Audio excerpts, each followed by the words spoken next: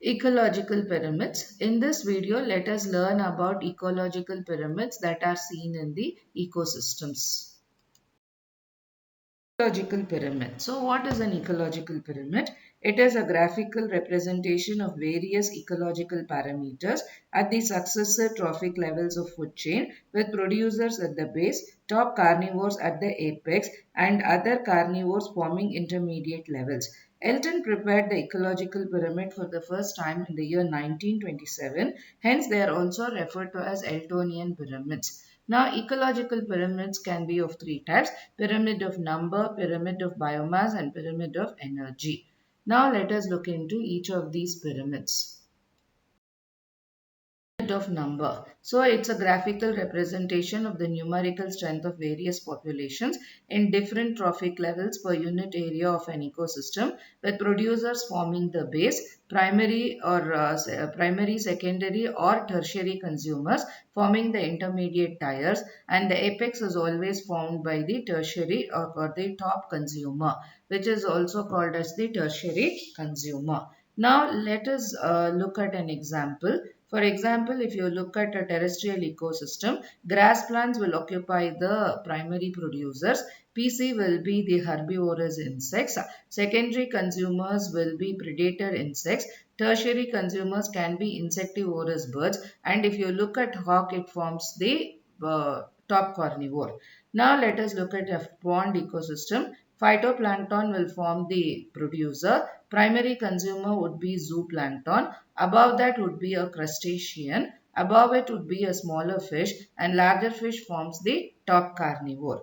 The number of organisms in higher trophic levels become progressively smaller due to wastage of food during devouring, wastage of food during digestion, and use of food energy in respiration. Now, if you look at a pyramid of number, it does not take into account the size of the individual, but the number. Hence, be it an aphid, caterpillar, bee, rat, rabbit, deer to elephant, all are considered to be equal in pyramid of numbers. Pyramid of numbers can be both upright and it can also be inverted. Pyramid of biomass. You know, biomass is the amount of living matter measured in terms of fresh or dry weight. Dry weight is preferred as it avoids seasonal variations in the moisture content of the biomass. Pyramid of biomass is a graphic representation of amount of biomass per unit area sequence-wise in raising trophic levels, with producers at the base and top carnivores at the apex. Biomass is maximum in producers and decreases in accordance with Lindman's rule. It is ecologically more real than pyramid of numbers as it is connected with the total living matter. Now, what are the drawbacks of pyramid of biomass? If you look at each trophic level, it indicates the standing crop, which is different in different periods of the time. Rate of formation and accumulation of biomass is not taken into consideration. In diatoms and other phytoplanktons, the standing crop is very small, though the annual productivity by them is very high due to short lifespan and high turnover rate. Now let us look into pyramid of energy. Even pyramid of biomass can be both upright and inverted.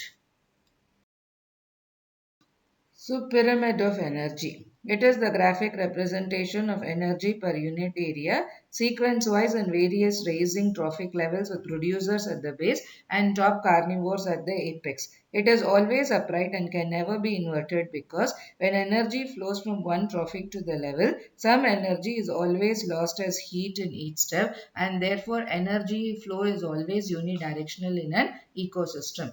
Now let us look at the limitations of the ecological pyramids. It does not take into account the same species belonging to two or more trophic levels. It assumes a simple food chain which almost never exists in nature, and it does not accommodate a food web. And saprophytes are not given any place in ecological pyramids, even though they play a very vital role in an ecosystem.